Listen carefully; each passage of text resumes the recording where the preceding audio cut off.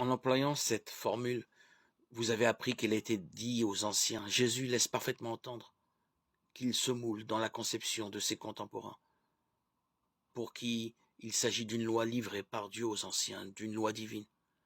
Or, en face de la prescription divine, Jésus engage sa personne. Moi, je vous dis, Matthieu 5, 21, 48.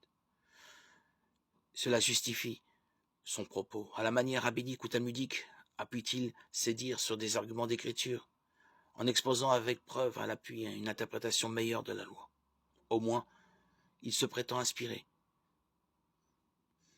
Il fait état d'une vision prophétique.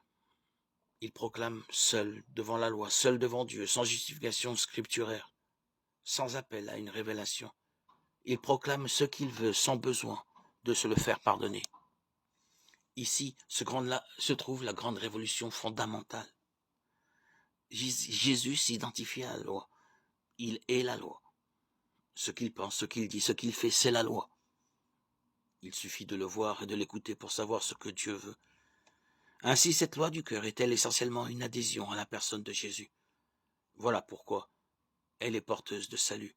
Rien, ni personne, ne sauve en dehors de Jésus.